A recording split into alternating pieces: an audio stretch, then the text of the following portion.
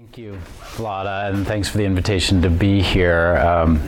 It's fun. I've never given a talk over here, so it's a privilege to have a chance to do that.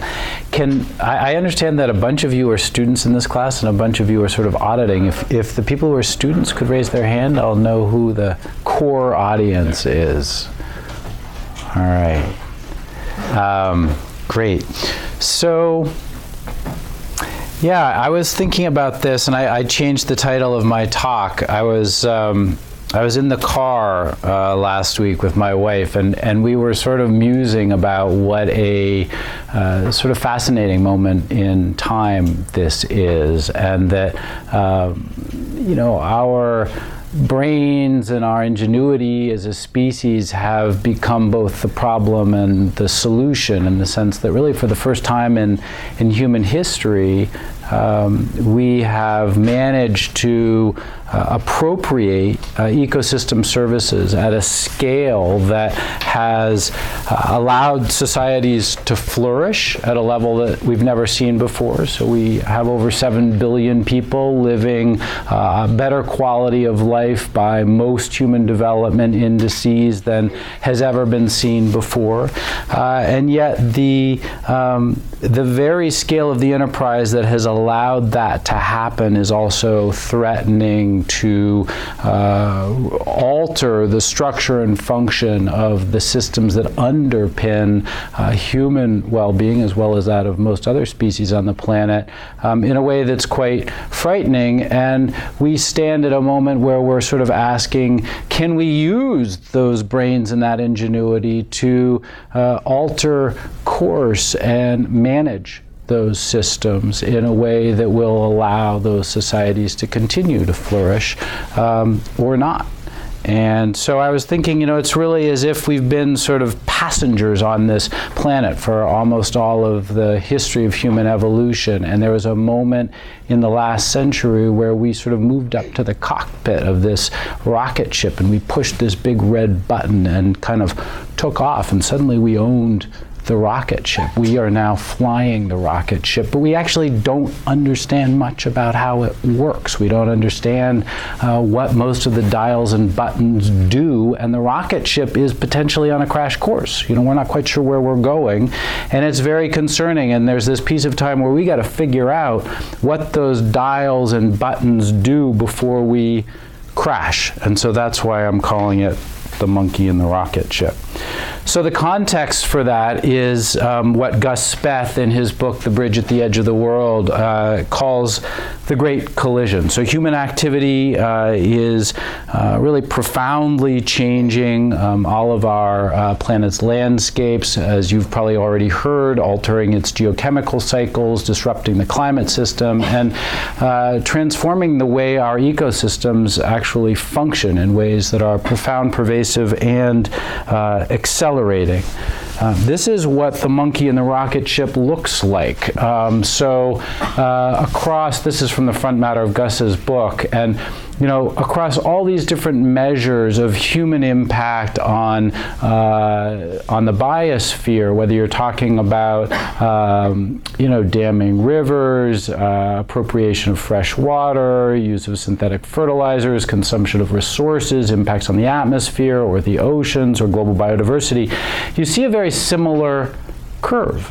And the point here isn't the details, but it's how similar these curves look. And what you see is a relatively gentle, flat slope in the very early part, and then around 1900, this gentle rise, and then around 1950, this steep acceleration in the amount of impact that humanity is having on these systems. And the reason that all of those curves look so similar is that they're all underlain by two much more fundamental processes. And one is the growth of our own species. So again, relatively stable for a long period of time, reached about 2 billion people in 1950, and then this very, very steep rise in the number of people who share the planet with us. And if you look at economic growth per capita, you see something that's even more dramatic. So again, relatively stable, gentle rise up till about 1950, and then this steep acceleration in the amount of goods and services that each one of us is asking our planet to provide. And when you combine that steep acceleration in the number of people who share the planet and the amount that they're asking the planet to provide for them, you get this enormous ballooning of humanity's ecological footprint, such that we're appropriating about half of net primary productivity on the planet now. We've converted over half the ice-free, desert-free land surface for croplands and pasture to feed ourselves. We're using about half the accessible fresh water. We've cut down about half the forests. We're fishing fisheries at least 80%, if not more, of monitored fisheries at or beyond their sustainable limits. We've dammed most of the world's rivers. Just recently, a couple weeks ago, WWF put out their latest report that looks like populations of most vertebrate species have declined by about 50% since 1970, and we're driving species extinct at a very rapid rate. So the scale of this enterprise of feeding and housing humanity has become enormous. And how many of you have heard of the Millennium Ecosystem Assessment? So a handful. It's kind of astonishing how few people have heard of the Millennium Ecosystem Assessment. So this was an assessment that came out in 2005. It was very similar to the IPCC, except this was mostly biologists and ecologists, 1,360 experts from 95 countries who were asked to evaluate the state of ecosystem services all over the planet at a variety of scales, from global to regional to local, and find out how are we doing? What do these ecosystem services look like? Ecosystem services are the benefits that people, so it's very anthropocentric, people obtain from the functioning of ecosystems. And their conclusions were very stark. They found that most ecosystem services are in decline, that the harmful effects are being borne disproportionately by the poor. We see that over and over, that the changes that they saw are accelerating. And they cautioned the world, and nobody heard them, but they cautioned the world that any progress that we've achieved in addressing the Millennium Development Goals of poverty and hunger eradication, improved health, environmental sustainability is unlikely to be sustained if the underlying services continue to be degraded. So this is a stark picture, right? I'm saying that these core life support systems for humanity and other species are all in decline, and yet it turns out that human beings are doing just great, thank you. That in fact, since 1955, when life expectancy was 48, it's gone up by 22 years to 70. So this is a period of unparalleled improvement in global health that we've seen over the same period when we've been essentially dismantling many of the natural systems, or starting to dismantle many of the natural systems on the planet. Child mortality is down dramatically. There have been huge improvements in both infant and child mortality. Undernutrition has started to fall around the world, although it still dominates as a cause of death in less developed countries.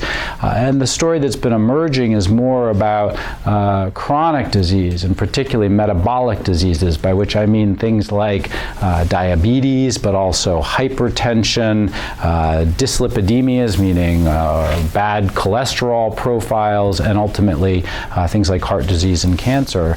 1 in 10 people globally now has diabetes, which is fascinating. But fundamentally, this has created what some people have called the ecological paradox. We're saying that these ecological systems matter for human health and well-being, and yet while we've been damaging them, our health and well-being has been improving, and that's something that we have to look at head on. So one way to think about this general topic of human health and global change is to start by asking, what is the sum total of disability and death experienced by all of humanity on a global scale, and where does it come from? Which things really, really matter in terms of producing what's called the global burden of disease? And there was a big breakthrough maybe 20 years ago where people developed metrics called disability adjusted life years that allowed us to compare directly things like alcoholism or mental health issues with things like heart disease or measles, which seemed like they'd be very hard to compare. But by using this set of metrics around the amount of disability, the number of years lived with the disability, or the amount of mortality and the number of years lost to mortality, we could create a metric that allowed us to compare across these categories and come up with these global lists of what are the things that are really affecting us as a species across the whole planet. And in 1990, the big story was that we were not feeding ourselves adequately. And then there were a series of issues around micronutrients, things like omega-3, zinc, vitamin A, iron deficiency, and poor sanitation, a lot of the things we think about as kind of developing world public health problems were really dominant. And the big story that came out last year when The Lancet published the latest global burden of disease assessments was that the story had really changed. And the media really picked this story up in a big way. And this has become the new narrative, which is that we've really made a lot of headway on these diseases, these acute infectious diseases and those epidemics, and on malnutrition. And the news story that's emerged is this pandemic of metabolic disease, that the number one problem is high blood pressure, that things like high fasting glucose, heart disease, and things that are risk factors for that. So like smoking, low fruit is a risk factor for heart disease and cancer, and that underweight has dropped down on the list. Physical inactivity has become a big new recognized problem, et cetera, et cetera. And so it was really this idea that metabolic disease and chronic disease were what are dominating the global health picture. And I want you to keep that sort of assessment in your heads. So what are we worried about? Given the ecological paradox, is there really anything that we need to worry about here? And I think the first thing we have to acknowledge is that economic growth is an incredibly powerful tool for improving global health. And we just have to acknowledge that. As economic situations get better, people have more access to nutrients in their diet, they have more access to sanitation, improved water, better infrastructure, et cetera, and it has big health improvements. But the second thing we need to think about is the idea that there are actually winners and losers in this evolution of economic growth. And this is probably a little bit of a confusing schematic that we developed for a paper we put out last year. But the core idea is that there's sort of this ecological transition when you're essentially degrading these natural systems and replacing them with engineered infrastructure and access to markets. If you think about the transition from a very rural or even forest-based society into an urban society, you get a sense of what I'm talking about. And in that transition, those who are wealthy or even middle income often do well because they can access that engineered infrastructure, whether it's improved water or bed nets from malaria or agricultural systems and markets that provide diverse diets. But the poor experience the degraded natural systems without access to those improvements. And so what they get is a net negative. They get the degradation of the ecosystem services they've been depending on without much to replace them. And so if you look in aggregate across populations, you'll often see improvements in health. If you disaggregate and you look at what's happening to poor segments of a society, you'll often see that there actually have been some reductions in health. So let's just think quickly about what's been said and what we sort of has become almost a truism about global change in human health. If you read IPCC or you read other documents about global change in health, you'll sort of see this construct, and this is the same as for climate change as well, that there are going to be direct impacts, that things like climate change will cause more heat stress as it gets hotter, that there are changes in the quality of air with more PM air pollution, particulate air pollution, and ozone. You'll get changes in the distribution of infectious diseases, particularly the kinds of zoonotic diseases that Vlada was talking about, as well as vector-borne diseases, which are sensitive to the range and habitat of mosquitoes and other disease vectors. That there could be an increase in the frequency and intensity of natural disasters, which will impact health. And frankly, while I recognize that all of those things are probably true and they probably matter, particularly the infectious diseases and the air pollution, I would argue that the second set of impacts, which are the indirect impacts that are mediated through much more complex pathways and are less well understood, are actually probably a whole lot more important. And those include things like changes in access to water, changes in the quality and quantity of food that we consume, displacement of populations, and hugely important surprises, things that it's very hard for us to anticipate right now. So this has been the way this field has been thinking about this set of issues, and still is.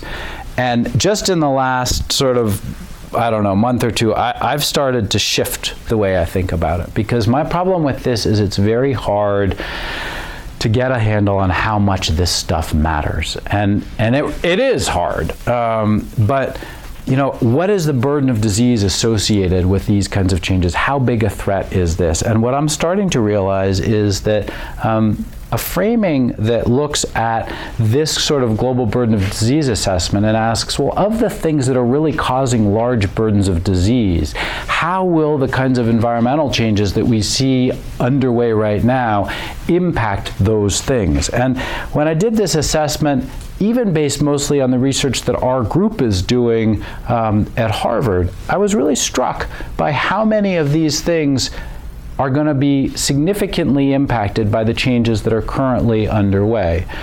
High blood pressure, we'll talk about the changes in food quality and how that changes blood pressure, low fruit intake, fasting blood glucose, et cetera, et cetera. And when you start to look at them, it's quite striking that a whole bunch of the really big problems that we face from a health standpoint look like they get worse in the setting of a lot of the environmental changes that are currently underway. And so I want to talk a little bit more about that. And I thought what I would do today is to take a little bit of a deep dive in one of those three indirect impacts that I was talking about. So I'm not going to talk a lot about water. I'm not going to talk a lot about displacement. Those would be excellent lectures in their own rights.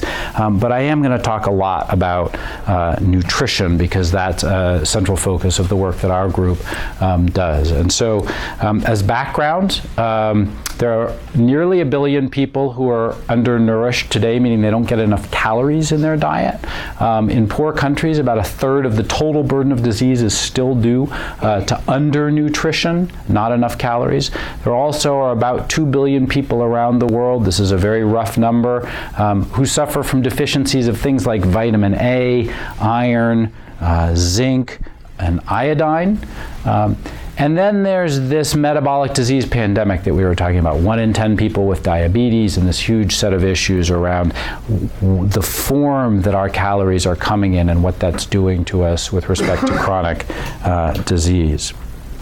When we think about the future, even out to 2050, almost everything that's been written agrees that we're going to be in the vicinity of roughly needing to double agricultural production over the next 40 years, maybe a little bit less, maybe a little bit more.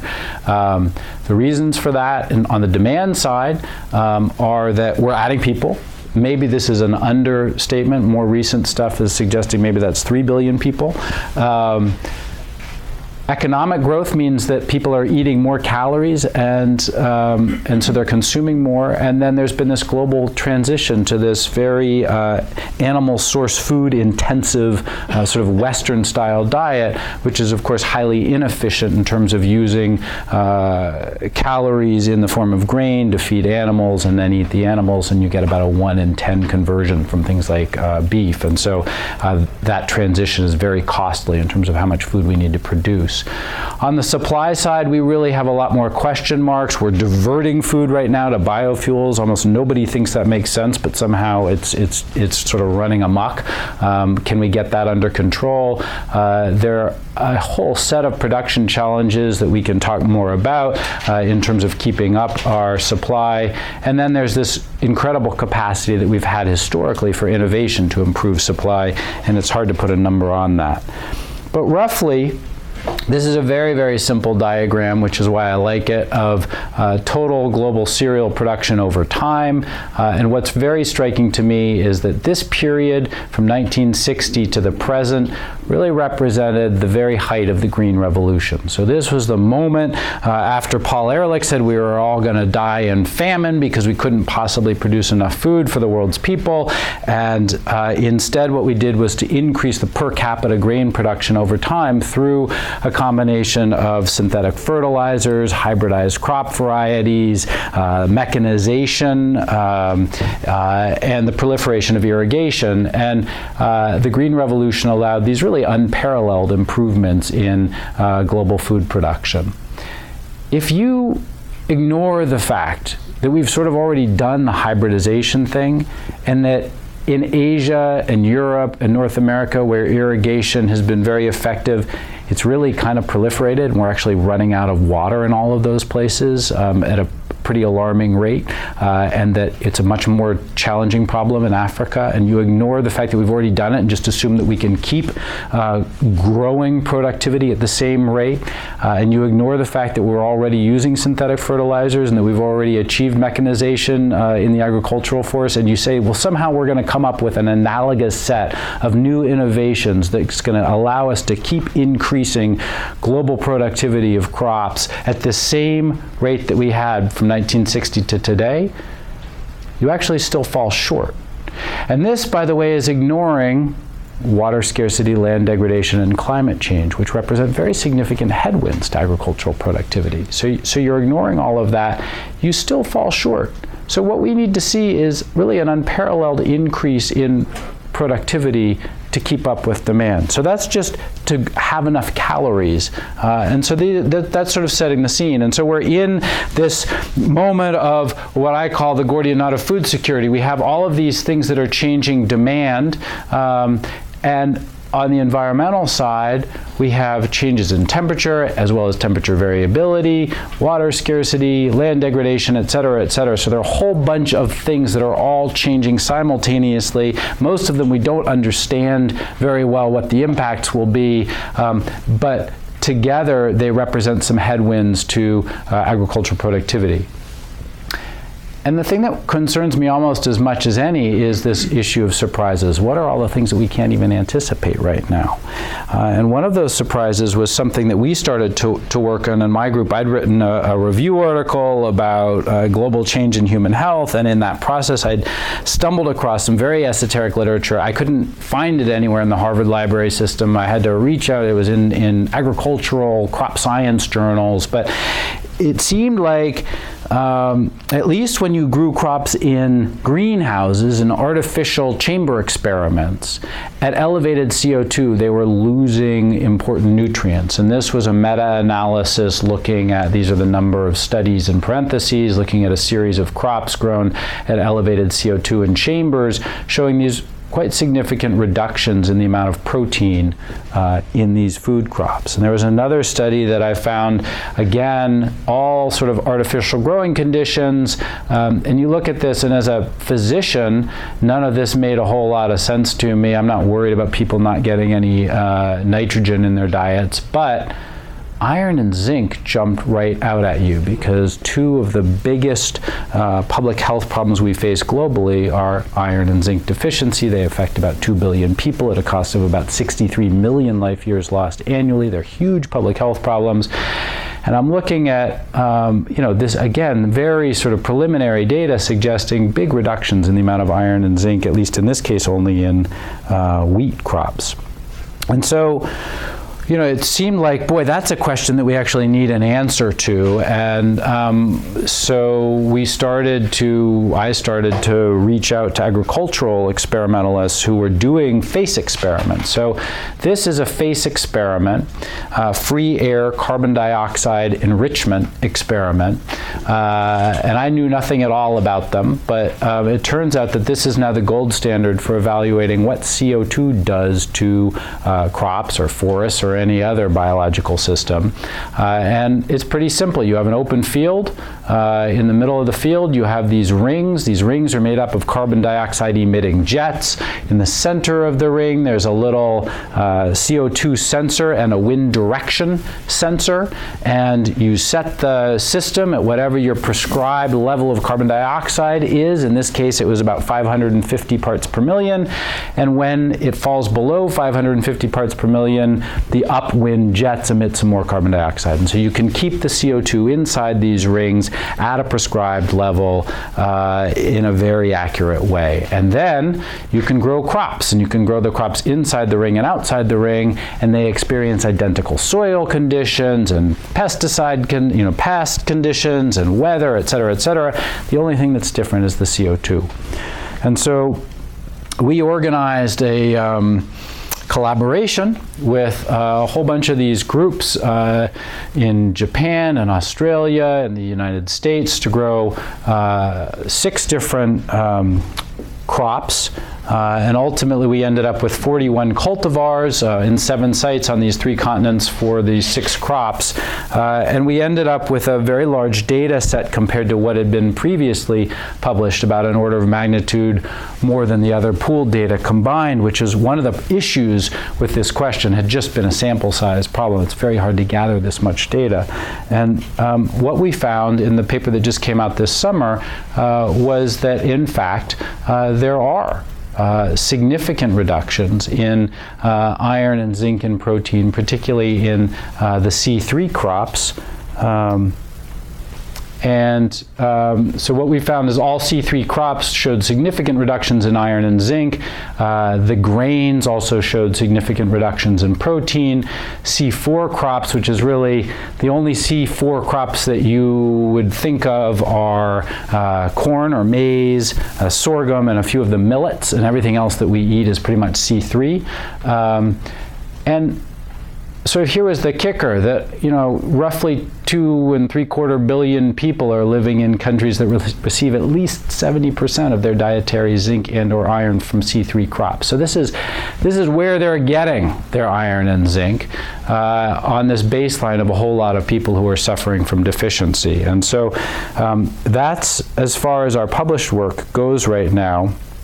But what we're doing right now, we have another manuscript in preparation. So the next question is, well, all right, so what does that mean for people? I mean, so this sounds scary, but is it really going to affect the risk of zinc deficiency, for example, around the world? And to answer that question, you actually need to know what people are eating at a population level. And so we've taken all of our data and we've pooled it with the other published data that are out there. And we've done a little meta-analysis to get an effect size. And then we've essentially modeled, based on dietary intake data for 188 countries around the world, we've modeled what does this mean for the risk of zinc deficiency. So how many people, if you compare 2 scenarios, one is ambient level CO2 of today, and another is 550 parts per million, which is where we're going to be by 2050. So it's not very far away. And we ask, in those 2 scenarios, how many people fall below the threshold of required zinc intake? And the answer is that there really are significant parts of the world, particularly South Asia and Sub-Saharan Africa, where you see big increases in the risk of zinc deficiency, and presumably big increases in burden of disease as a result of that effect of CO2. Again, a surprise. This is not something that we necessarily would have anticipated. If we sat down and thought, well, why are we worried about global change in health? We wouldn't have said, well, I think CO2 is going to affect the nutrient content of crops. Like that was a surprise, and there are probably many more of them. What about the change? So that's zinc. What about the changes in protein and iron? And the reason I wanted to bring this up is that iron is going to look a little bit like zinc. I think we haven't done that whole analysis, but it'll be a similar issue. More people will suffer from iron deficiency. That's actually a big problem in global health terms. Protein is kind of more interesting to me just because it's a different set of questions. There will be protein deficiency, and we can quantify how much protein deficiency will change. But the other thing that we're doing, which I hadn't thought about until recently, is essentially we're doing a global dietary substitution experiment. And we've done dietary substitution experiments. In fact, we've done dietary substitution experiments where we take people that are eating really healthy diets with whole grains and most of their protein coming from non-animal sources, legumes and nuts and seeds. And we've substituted a chunk of their dietary protein for dietary starch. We've just given them more carbohydrate and taken protein out of their diet. But the carbohydrate we've given them is good carbohydrate. It's whole grain carbohydrate. So what happens when we do that experimentally? What we find is that the risk of metabolic diseases goes up significantly, that blood pressure goes up, that the lipid problems with cholesterol and LDL and HDL get worse, that the risk of heart disease goes up. And so we're actually now doing that experiment globally. We're taking the foods that provide a significant share of protein for many people, not probably any of you who are not vegetarians, but most people in developing countries around the world don't eat a lot of meat and seafood and get most of their protein from these kinds of crops. And so we're taking that diet and we're substituting out a chunk of protein and instead giving them starch. And so how will that change the risk of metabolic diseases and the very set of issues that we were looking at on that burden of disease list? And that's an analysis we're working on right now. Another thing we're trying to wrap our heads around is this statement.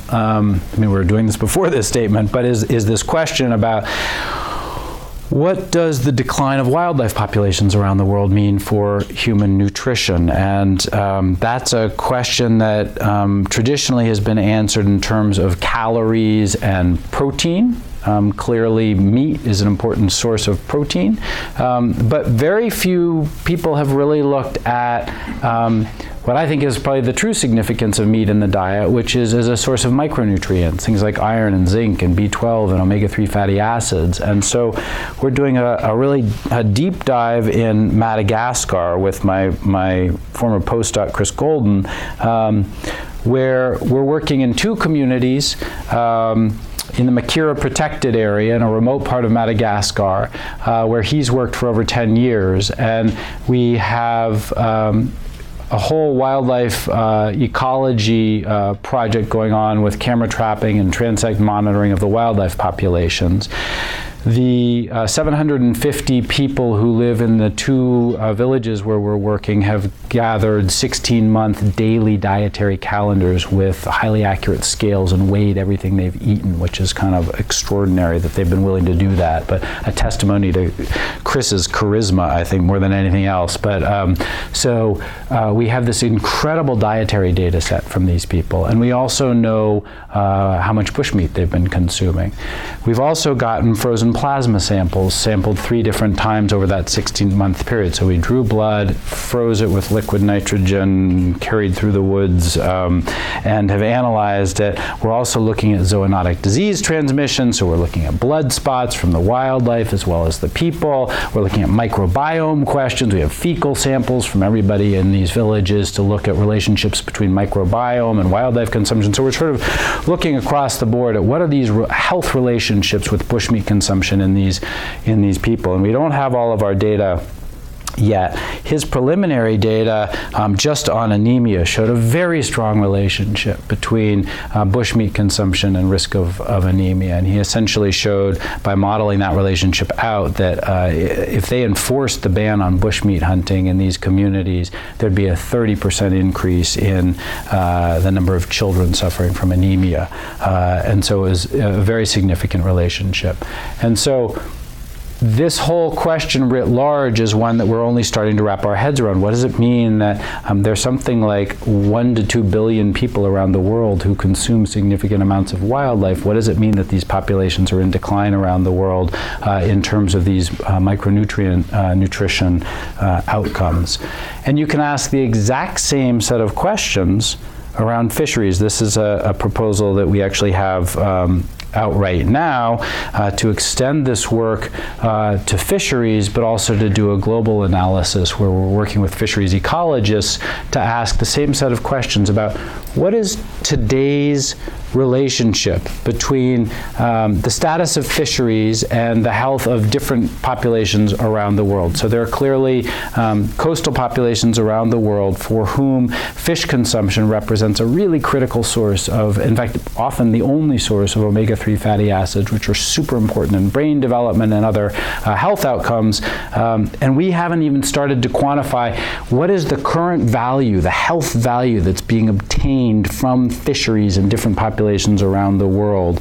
And so we want to start to quantify that and then ask questions about how fisheries management would pay public health dividends. So if you were actually able to manage fisheries to maintain maximum sustainable yields for different populations around the world, what would that mean in terms of their health outcomes around these deficiencies? And so that's a whole area of work that we're just starting to dive into. And then one final example, just to try to give you a sense of the breadth of this one topic within this larger topic, we've been doing a lot of work on pollinator declines. And so again, around habitat destruction and use of pesticides and climate change. There are real concerns about the state of pollinators, animal pollinators around the world. And so we started to do some research looking at how pollinator declines would affect micronutrient nutrition in different populations around the world. We did this sort of pilot study where we just looked at true dietary intake data. So there have been a few studies that have looked at this question without actually asking what people eat. And if you do that, what you find is that pollinators are responsible for something like 30% of calories in the global diet, that pollinator-dependent crops provide a lot of the micronutrients in the human diet.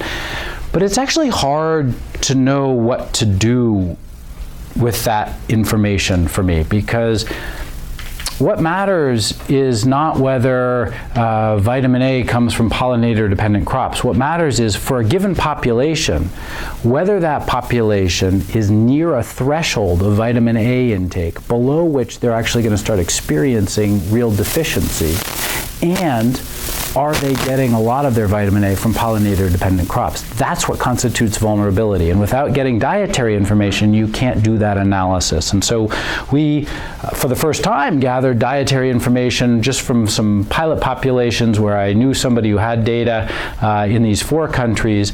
And the first question we asked was, how much of their intake, this is for vitamin A, comes from very pollinator-dependent crops? So there's a database that the biologists and ecologists have sort of agreed on how pollinator dependent, or basically every food commodity in the world, agricultural food commodity. And what you see here is that the color is the sort of category of food: fruits, vegetables, grains, nuts, seeds, and the darkness of the shading tells you the extent to which it's pollinator dependent. And so you can see, like a place like Mozambique, the fruit and the vegetables are heavily pollinator dependent, sort of similar in Zambia. And so you would think, all right, so these places are likely to be vulnerable. But then you actually have to ask, what are they eating? How much of everything are they eating? How much of the total micronutrients in their diet? And are they near a threshold below which they'll get in trouble? And that threshold is called the EAR, the estimated average requirement. And what came out of this was kind of interesting. So it turns out that most of these places we saw reductions in vitamin A intake. In Bangladesh, everybody was vitamin A deficient to start with. So really didn't make any difference in terms of push. If you look at this as binary, which is probably a mistake, but you don't push a lot of people below the threshold because they're already below the threshold. If you look at Zambia, there's a big change, but everybody's got tons of vitamin A in their diet, so it doesn't matter that much. But if you look at Mozambique, people are near the threshold, and what they're eating is pollinator dependent. And so there's a huge change in the percent of the population at risk for vitamin A deficiency from around 20% to around 75, 80%. Now, I wouldn't believe these numbers. This was just sort of pilot data. This wasn't nationally representative. There's some issues with it. But the point is, this sort of defined the conditions of what vulnerability means. So now we've gone from there to do a global analysis. And before I tell you what we found with the global analysis, you're going to see this recurring theme in every kind of research that, at least around nutrition, that we're doing, which is to sort of say, some set of environmental changes, the kinds of changes that you all have been discussing for this whole course, creates a change in the quality or quantity of something that we eat that matters to us in terms of providing nutrients. And so we get a change in the amount of nutrient intake, and that has health impacts, and that we can actually model that whole system if we know how the environmental change alters our access to the food commodity or the quality of it. And so we're seeing that across, we're just basically doing the same dumb thing over and over again. And this is this global analysis. So again, we're using this data set of 188 countries, what's consumed per capita in each of those countries. We're actually correcting that data with some data from Daria Mazafarian's group at Tufts, which is sort of ground truthing the FAO data. But what we're seeing is that, you know, certain countries, you see really significant increases in the risk of vitamin A deficiency. I mean, even a 4% increase in the risk of vitamin A deficiency at the population level is a huge public health problem. And so this is vitamin A, this is folate. Again, some big changes in the risk of folate deficiency. The thing that we started to do, at first I thought we were just going to do this micronutrient analysis, but then when I was looking at all those burden of disease risks that I showed you from the Lancet, you know, way up high, number 4 on that list is low fruit intake. And I think number 8 or something is low nut and seed intake, and low vegetable intake is right down below that. So these are considered enormous risks for the global burden of disease because they're considered huge risk factors for heart disease and or cancer.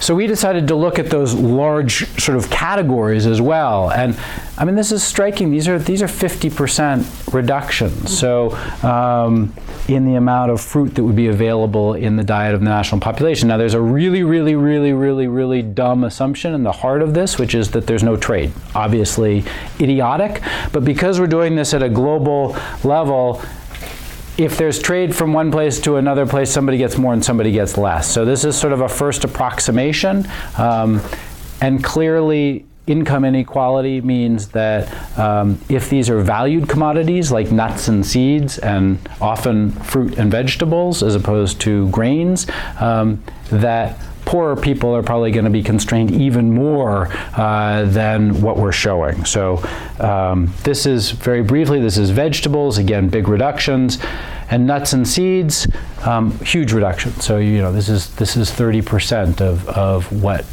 current intake in certain parts of the world from pollinator declines. This is modeling total pollinator decline. We're also modeling 50% loss of pollinator services.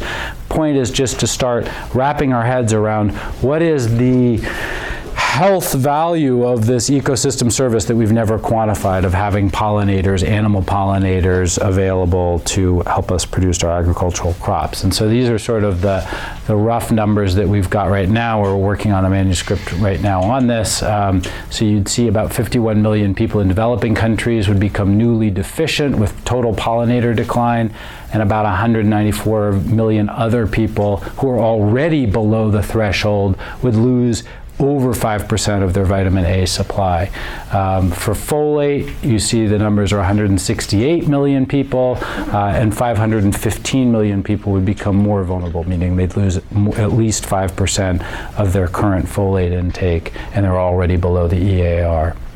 And then these big reductions globally in these food commodities. So we're actually now in the process of working with Dari's group to calculate the actual burden of disease associated with each of these 5 changes of vitamin A, folate, fruits, nuts, and seeds, and vegetables, and do that by country so that we can quantify the health impacts that we're talking about. So this is just a few things that our group is working on, right? I mean, there's a whole other world of questions that hopefully other people are working on. The point is that any one of these things is concerning. And then there's this huge question about multiple interacting changes. So we haven't really even begun to wrap our heads around the kinds of environmental change that were underway before we started taking climate change seriously. Things like land degradation. It's an enormous problem globally, from soil erosion, desertification, salinization of the land, water scarcity. As I said, and we're feeding 300 million Indians and Chinese today on fossil water that's being mined from aquifers that aren't being recharged. The water table under the North China Plain that produces half of China's wheat is falling at about a meter a year. There are states in India that are using half their electricity budgets to pump water from over a kilometer down to irrigate crops. So we are currently facing huge water scarcity issues, which are only going to get worse as we try to double productivity and in the face of climate change. Wildlife declines, we talked about, fisheries issues, pollinator issues, a whole bunch of other surprises that should be circles here that we haven't even thought about, and climate change. And so how does that whole sort of constellation of changes to the structure and function of the natural systems that underpin our whole food system alter both the quality and the quantity of foods that we consume? And I have to say, I'm as worried about the quality as I am about the quantity. I mean, it's what we're seeing with this pandemic of metabolic disease is that as we become more sedentary and older, which is just part of the demographic transition that's being seen everywhere in the world, we're more and more susceptible to metabolic diseases. And eating refined starch, which is the current answer for most of the world's population now that we've gone away from whole grains and moved towards, in India and China, we're moving towards refined starch as a source of about 70% of calories, and we're seeing these huge rise in diabetes and other metabolic diseases. So this is concerning. Quick question. Yeah. Do the intrusion of the circles into malnutrition indicate anything quantitative, or is that just no? Sort of through this? No, this is totally schematic. So if you really wanted to do this in a way that made sense, I started thinking about that. I made this slide today, so I started thinking about that, and I realized, how is climate change affecting fisheries and pollinators? I mean, there's huge overlap all across the board. So I gave up and just made it schematic. Right. All right, I could have done exactly the same lecture on water in the sense that there is the same, you could have the same set of Venn diagrams. There are a whole bunch of different processes underway at a global scale, all of which are accelerating, which are impacting access to water, which is another really important underpinning of global health.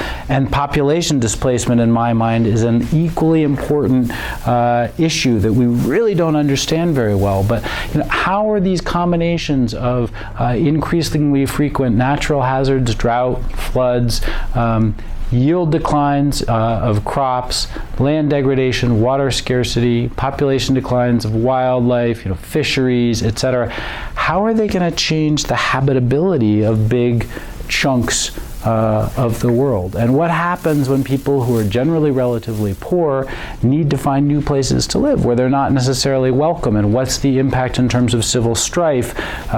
We know just without the civil strife, there are huge health implications of displacement, that you get much higher rates of undernutrition, of infectious diseases like measles and flu, and that there are huge issues around trauma, both physical and psychological trauma. And so, these figures from UNHCR, I don't think we really know how to analyze what those numbers are, but suffice it to say that these are very large global processes that are underway, and we need to understand what this means in terms of the habitability of different parts of the world.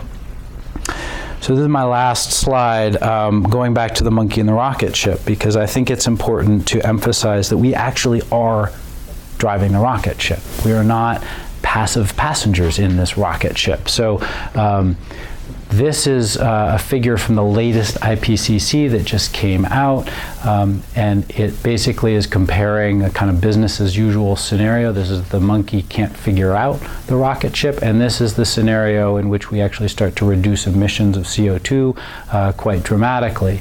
And what's striking to me about this is, from a health standpoint, between 2000 and 2050, there's not actually a whole heck of a lot of difference in terms of, I wouldn't totally believe these temperature changes, but roughly speaking, you're talking about, half a degree of temperature change by 2050 if you don't get it figured out. And, we can probably manage that. But the point is that whether we're on the red line or we're on the blue line is something that we've actually going to determine over the next 50 years. And whether we're on the red line or blue line by 2100 is incredibly important. And to me, that's whether or not the rocket ship crashes. I mean, in public health terms, this starts to look really, really scary, getting up to 4, 5, 6 degrees of warming, on top of all the other kinds of environmental change we've talked about. This is, starting to figure out how to steer the ship and bring it back under some kind of a control. And so the point just being that a lot of the kinds of changes that I'm talking about are changes that are under our control to some extent if we take them seriously. So let me just emphasize that all of this work is hugely collaborative. I tried to make a slide of the people that I'm actively collaborating with right now and their disciplines, and I could only fit about half of them on here, but the point is this kind of work, as Vlada said, is very interdisciplinary. It requires tons of people from tons of disciplines. Many of the projects I've told you about are led or hugely improved by a lot of colleagues behind this work. So with that, let me stop. Thank you.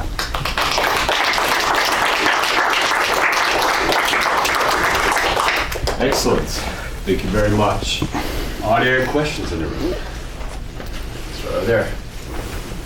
Thanks very much. This was quite a amazing breadth of issues that you're working on, and very much appreciate it. And also very much appreciate one of the overall comments you made about what you're perhaps most worried about is what is unknown, the surprises. And you gave a great example of that in some detail, and I think there'll be many more.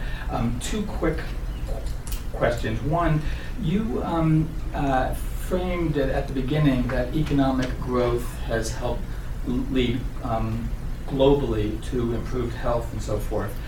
And you kind of left it at that in some ways, although maybe this is your whole point. Is there a temporal aspect to that? In other words, as we are undermining everything, that global health improvement is unlikely to be maintained, and in fact, so it seems to me in the framing, you could have talked about kind of stocks and flows and what's been, that stocks are being reduced, and we're kind of on a thin edge there. And maybe that's the whole point, but I think it could be framed explicitly that way at the beginning. My other question was around malnutrition and the demand side. You mentioned a couple of key drivers, population obviously, and Western diet move, another major one, the third one I don't recall. Do you have any sense of the relative importance of those? It seems to me in addressing something, the move to the Western diet is likely very, very impactful here, and also perhaps the one that can be addressed more easily.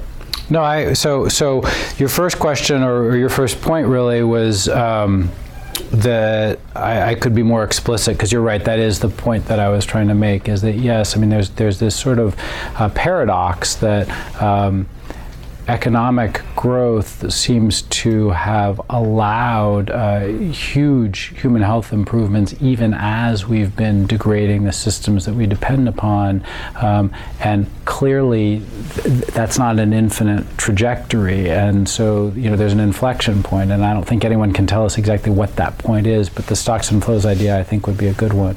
The other idea on that is the planetary boundaries work that Rockstrom has done, if you're familiar with that. Yeah, I'm very familiar with that. I'm actually on a commission right now for the Lancet about what they're calling planetary health, which came from the Rockstrom framing, and I think I've gotten the whole group to agree to stop using that. I don't like the planetary boundaries framework. So this is a thought piece that was published in Nature by Johan Rockstrom and a wide sort of representation of other folks several years ago that argued that you could just define a set of planetary boundaries that across 9 different dimensions, including climate and synthetic fertilizers and ozone and biodiversity and a bunch of them. And that we could map our progress. And the other argument that they made was that there are threshold effects associated with all of these, that they're tipping points, and that if we get beyond a certain level, a certain boundary, that we're going to see irrevocable change. My critique of that is twofold. One, it doesn't say anything at all about health, and the things that they focused on from a health standpoint probably aren't the most important things. So I don't think it's helpful for us as a commission looking at health changes to use that as a jumping off point. Things like synthetic fertilizer. Yes, you can make a series of arguments about why that matters to health, but clearly not at the scale of the things that we're talking about. And the second problem I have is this use of tipping points, and it's why I wish I'd been here last week with Barnofsky, because I think Barnofsky's treatment of this issue is actually a lot more sophisticated. They just made up the idea that there were tipping points. They didn't provide any evidence for any of the tipping points. And there are a few things out there where there are tipping points, but I think we assume them before we know that they're there, and I don't like that very much. But now I've lost your second question. Malnutrition, population, and Western diet. Yeah, how much does each thing matter? The analyses, I have not done these analyses myself, so I can only fall back on the people who have, and they seem to say it's about half and half. So about half of the increase in caloric demand comes from population growth, and about half from people eating more, which is the economic growth part, and people eating more meat, which is the Western diet. And I agree with you that if you could, there are a lot of things that we could do. We could stop wasting food, right? And there's an anatomy of that that's different in the developed world from the developing world, but in both scenarios, we lose a lot of food. We could eat less meat. We could produce what meat we do eat more efficiently. So there are things that we can do. Yeah. Yes. Apart from the meat eating, how do you think we can steal the rocket ship?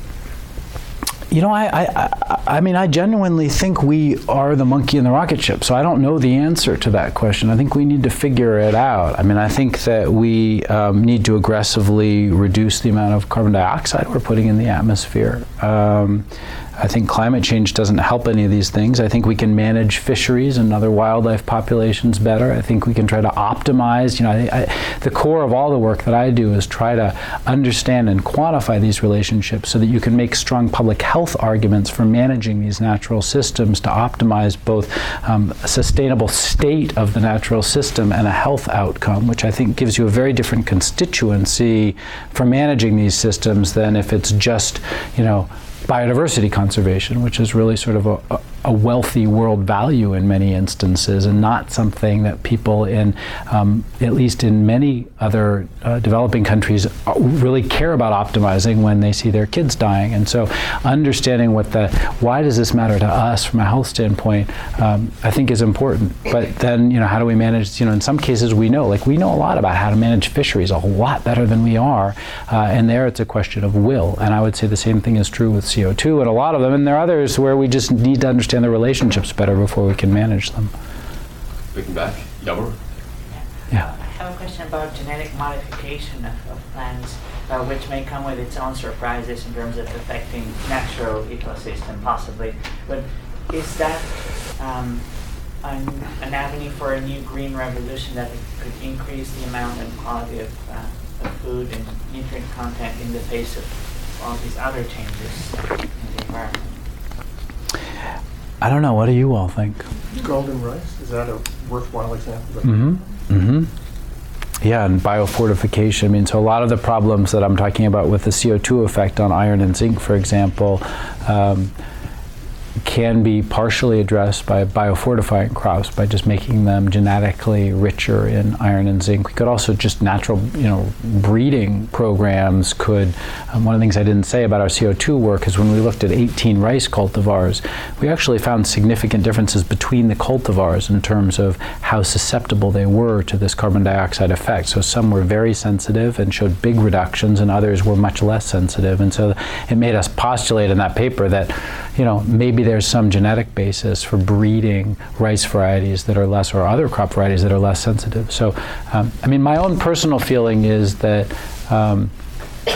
genetically modifying crops is something that we really need to think about, that we need to consider, that it probably needs a better sort of regulatory framework around it than we currently have, but that the sort of deep fear of GM crops in Europe in particular doesn't make a ton of sense to me when we're facing the kinds of challenges that I've outlined. And I'd be very hard put to make the case to somebody in sub-Saharan Africa who is watching their child go undernourished that it was a good thing that we weren't, we'd taken the GM option out of the quiver as one of our areas of work. But as far as what the total potential is to address these problems, I just don't know. I'm not a plant scientist to be able, I've never heard anybody say, oh, well, we don't have to worry about that stuff because we can just modify these plants. There are envelopes within which these plants have to operate, but I think it's a really important area of work. Given the breadth and depth of your collaborative field, is anybody looking at differences in ability to manage fisheries versus wildlife? Because what comes to my mind is our situation here in New England, where you have an entire industry that's threatening to go extinct because of the economic issues that fishermen have mortgages on their boats that are larger than many people's mortgages on their houses. So they can't not be fishing. And that's obviously different from artisanal fishers in developing countries. But I think globally, the infrastructure and the economics of fishing fleets is a complicating factor, and I was wondering if anyone in your group is looking at that. Yeah, no, the short answer is no, no one is. I think that with the fisheries, we're going to make a very stark distinction between, fisheries that are being used for direct consumption versus fisheries that are the basis for commercial trade, and luckily we're working with the Sea Around Us project that makes that distinction. And so we've got catch data across all the fisheries in the world now where they look at 4 different categories and make those distinctions. And I think where you're looking at local fisheries which are producing locally consumed fish, it probably will be more like the wildlife management, whereas the commercial fisheries gets into all kinds of other issues. Yeah, go ahead. From a global health standpoint, why are zinc and iron so important compared to a lot of the other metals or nutrients? Well, they just matter to us because they're sort of at the heart of our physiology. So, iron's at the center of the hemoglobin molecule that transports our blood, and the disease associated with with iron deficiency is infant mortality, prenatal mortality, maternal mortality from blood loss, but also interestingly, big changes in work productivity because you can't carry as much oxygen, so you see reductions in work productivity, and it looks like some changes in IQ, which I don't understand as well. With zinc, it turns out that zinc is very important in the development and function of our immune systems, and so all the burden of disease that's calculated by these sort of WHO calculations is based on showing that people who are zinc deficient, children who are zinc deficient, suffer and die from malaria, pneumonia, and diarrhea at much higher rates than people who've had their zinc repleted. And it probably affects a lot more than just kids, but that's where the actual numbers that we have come from. And it's all based on immune system function and infectious disease. Yeah, you had a question. Sorry. Talk a little bit about water, especially in context of the United States. We've got California with this drought going on. There's reports that individual wells at certain farms that are starting to go dry. And there's talk now of possibly having population reversals where people are coming out of California in not large numbers because, the lands can no longer sustain, these small towns and so forth. Yeah, I don't do a ton of work on water per se. I think I've spent a lot of time looking at the question of the water requirements to double agricultural productivity. Essentially, we'd have to use more water than is accessible on the planet if we grow food the way we currently are growing food and wanted to double productivity. It's like 2,000 to 3,000 cubic kilometers of water that we need to do that. So obviously that's not how we're going to do it. We're going to do it by becoming much more efficient in our use of water. And in that area of innovations I was talking about, that's one of the things that really excites me. I mean, I think there's a lot that technology and innovation can do, and precision agriculture is a really interesting example of that, where you're using a laser to level a field so it's perfectly level. You're mapping it out. You've got a tractor that doesn't even have a person in it that's using GIS and satellite data that knows exactly which square inch each seed was planted in the field, and what the fertilizer and water requirements of those seeds are in the field based on the soil type, and it goes along and delivers what's needed at the level of the seed in the field. And when you start acting at that level, the efficiencies are just enormous in terms of your inputs, and the amount of runoff of fertilizer and use of water is declined. So, I mean, we have these conversations, it seems like sort of every decade, where it seems like California is going to run out of water. And I think,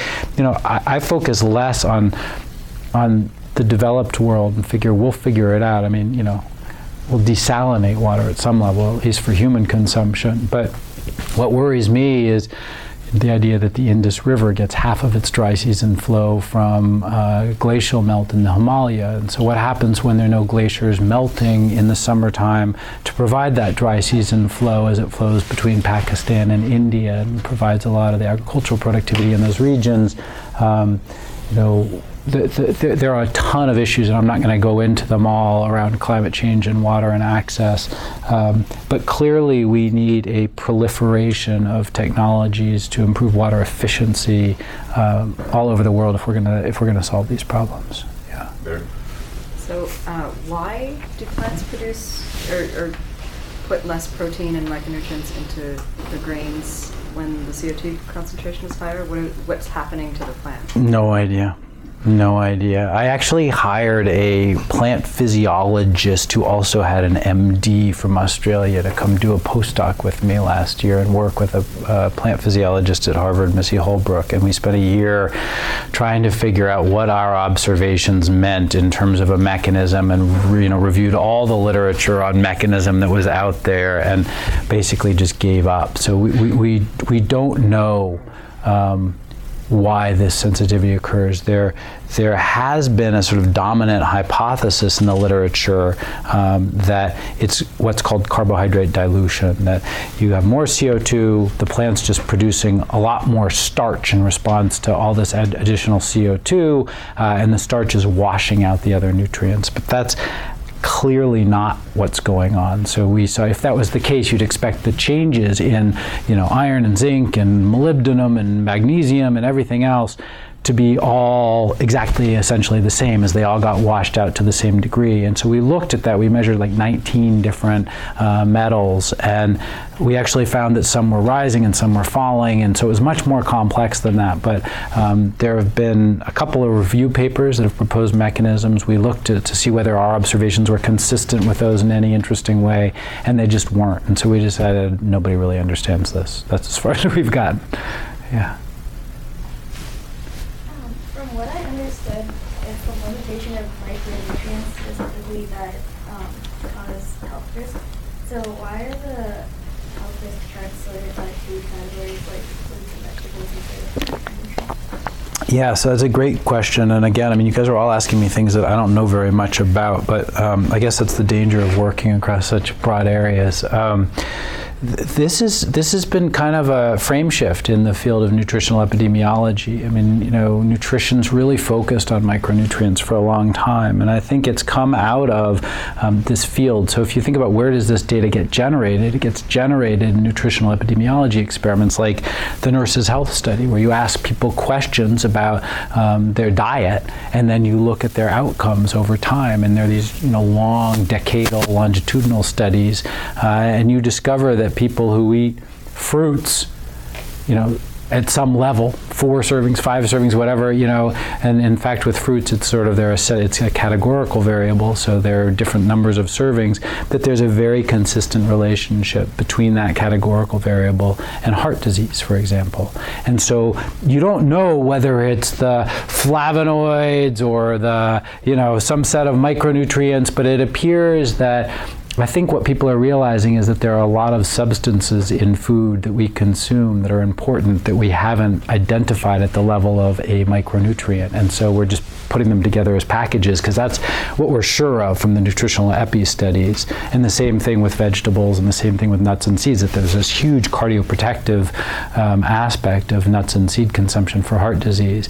But exactly which element of the nut or the seed is doing it, we don't understand very well. Start here, and then we're going to go in the circle over here. We start, and we're going to go around. I was curious about the shift to the metabolic diseases. As you, I was trying to understand, is that because of the changes in our lifestyle, or is it because we now tend to reach an age when we're more vulnerable? Those are the things that happen to you at a later age. I think it's more the former than the latter. There are a bunch of things. It's not just lifestyle, but there are a bunch of things that are happening. We are getting a lot more sedentary. And this is another, thing that we didn't even talk about. One of the things that just came out of the latest IPCC health chapter was this deep focus on wet bulb temperatures and this concern that the combination of temperature and humidity in many parts of the world is actually going to exceed what we can withstand in terms of physical activity. So that there'll be big regions of the world, think India, which in the summer it's impossible to do physical labor without overheating to a dangerous degree. And so you simply won't be able to perform physical labor. Well, that's, how does that relate to this issue of sedentarism and metabolic disease? Nobody's wrapped their heads around that at all. But anyway, so part of it is much more sedentary lifestyles. Another part is this deep proliferation of refined starch. So diets are changing and we're refining our grains, which makes the much more hyperglycemic to consume, so our sugars go up much faster. We're eating more animal source foods as a global population, and so there's a heart disease risk conferred there. And you have these big populations, particularly in Asia, which have been genetically are more susceptible to things like diabetes, which have been protected by high levels of physical activity and lower glycemic diets, which are suddenly eating high glycemic diets and not being physically active. And so it's that combination. Yeah. Please.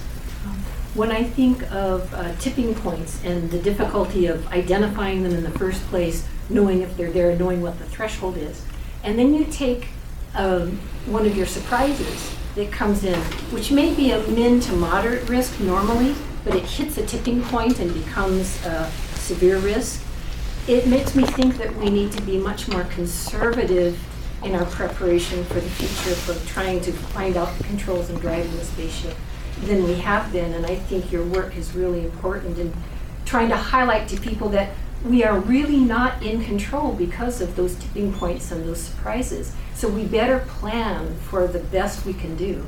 No, I agree. I hope you're not alone. I think that is the core message, and the tipping points may also be the surprises. So, in many instances, we don't know whether there are tipping points. We're busy trying to figure out this whole permafrost thing, right? And methane, and so there are so many of those kinds of tipping points that we don't even understand. There was a really interesting surprise in a paper that came out 2 weeks ago in Bangladesh, where they were seeing these high rates of preeclampsia in pregnant women, and somebody went around and did a very simple analysis where they wondered, high salt intake causes high blood pressure, and a big part of preeclampsia is a blood pressure problem. And I wonder if this has anything to do with salt intake. And they started looking at the salinity of the groundwater that these women were consuming, and they found a very direct dose-response linear relationship between the salinity of the groundwater where the women lived and the incidence of preeclampsia. And they postulated, and this is not supported by evidence yet, but they postulated that sea level rise is actually causing more intrusion of salt water into low-lying, coastal aquifers, and maybe driving at least some of this new epidemic of preeclampsia. I don't know if that's the case or not, but I know that that relationship is real, and again, not something we ever would have sort of anticipated. So, yeah, I think that particularly when you're doing this experiment at a global scale on the only habitable planet that we know, caution and conservatism would make some sense. Yeah. When we still just to be careful with the word tipping points. I think it's been a word that's been over-abused nowadays in discussion. We know things are dynamically very complex, and when things are complex, they're difficult to predict. However, there's been a lot of scare around people saying, we're reaching a tipping point and it's over. There's no scientific evidence. Most of climatic research or any other where people are really have found that. It's not there yet. We know things are changing very steeply. And when things change steeply in a complex system, it's very unpredictable. It has nothing to do with tipping points. And I think we should be careful with that word, because it does sometimes, we have to use knowledge we have to judge, and not to create things that are scientifically not there. Let me substitute positive feedback loops for the kind of tipping point? Absolutely. But tipping point's a very different thing anyway. So, there are many feedback loops we are exploring. That's a question of complexity. Tipping point is very different. That's one example of a tipping point, because I share exactly that skepticism. It's why I don't like the Rockstrom work so much. But one example that's just been recently coming out in the last 6 months is work that my colleague Peter Hybers, who was here at MIT for a while, is doing at Harvard now. He's an atmospheric climatologist, and he's been asking what I think is one of the core questions in this whole area, which is a physical science question, which is, as mean temperatures rise on the planet, what happens to temperature variability? It's not a very sexy question, but it turns out that it's absolutely critical, particularly around all the food, agricultural stuff that we're talking about, because there's pretty good evidence that we can adapt to rising mean temperatures to some degree. I mean, people are pretty good at growing maize in Texas and Oklahoma, even though it's hot there. And he's actually done some work looking at how sensitive crops are to rises in temperature, and showing that just by planting at different times of years and adopting different cultivars, you can get over a lot of the yield declines that you would see with rising mean temperatures up to a point. Now, if we get onto that red line that I showed you, we may well exceed that point. But temperature variability is a totally different thing. So if mean temperatures go up, but the amount of variability around the mean, the frequency with which you see 2, 3 standard deviation extremes from the mean, if that goes up, that becomes very hard to deal with for farmers, right? So if you don't know in May when you're planting your crops whether you're going to see an average year or you're going to see an extreme year, you don't know what to plant, and you're going to see really high yield losses. Turns out that when he's analyzed 10,000 weather stations around the world and asked what happens as mean temperature rises, he's showing, and he's just published a couple of papers on this, and there are a couple more in press, that the variability in the world's growing regions goes up with mean temperature rise. And he postulates that a mechanism for that is that essentially the reason the world's growing regions are the world's growing regions is that they have soil moisture, which is a requirement for crops. And that soil moisture is actually a thermal buffer, that there's an enormous amount of energy lost in evaporative cooling. And so if it gets hot and the soil can evaporatively cool, it keeps the temperature range in a relatively narrow band and prevents really high temperature spikes. But as mean temperature starts to rise, the number of times that the soil moisture is completely lost, that it dries out, goes up. And when it completely dries out, there's this release from this evaporative cooling phenomenon, and you see these huge temperature spikes. So if you go back and you look at the instrumental record from Iowa in the 2012 heat wave, that's exactly what you see. You see relatively steady range of temperatures despite the heat wave, and then suddenly, boom, just these really high 5 standard deviation extremes from the norm, and 50 to 100% crop losses as a result in Iowa. That to me is like a tipping point, in the sense that you're moving into a different regime where you've lost your evaporative cooling, and then you're dealing with with more temperature variability, and that's a problem. So I think there may be instances that look very nonlinear, but they have to be carefully categorized, and scaring people with them before we understand them, I think, is problematic. Anyway. Excellent. I think it's a good point to thank our lecturer for tonight.